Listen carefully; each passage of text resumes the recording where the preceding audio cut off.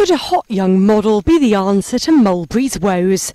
Catwalk star Cara Delevingne helped design the latest collection by the British luxury fashion group, and her Made in England handbags were unveiled during London Fashion Week.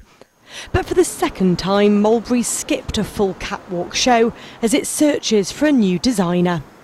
It's also issued 3 profit warnings in 18 months and has problems at home and overseas. Stephen Springham is from Planet Retail. Mulberry is very much a business in transition. I mean, it's renowned as a UK business. It's trying to spread its wings and become much more of a global luxury brand. That may seem a small thing, but it's obviously very, very hard to actually achieve. CEO Bruno Guillon's been at the helm for just over a year after joining from Hermès. Under him, Mulberry's increased prices to move more upmarket, some handbags selling for £2,500. But that appeared to backfire over Christmas, with lower sales in its home market and as Korean wholesalers cancelled a large order. It struggled too in the city. Its shares are over 50% lower than a year ago. And it's now several months since the departure of creative director Emma Hill, who was credited with making Mulberry's bags into must-haves. Taking a traditional British name and turning it into a global brand is sometimes known in the trade as doing a Burberry. But as Mulberry's finding out, that international transition has plenty of pitfalls associated with it.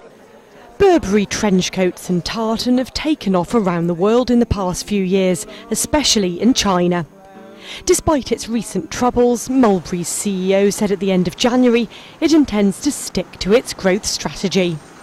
Trying to open in appropriate locations across the globe, be that Europe or Asia. It's fairly aggressive in the context of a business the size of Mulberry. Mulberry's not the biggest company in the world. I mean, they turn over, I think, about 165 million, so they're relatively small.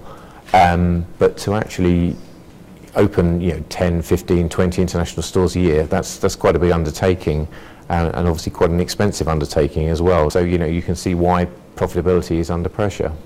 As another London Fashion Week draws to a close, one of its former darlings is hoping its latest collection brings it back into fashion with both shoppers and investors.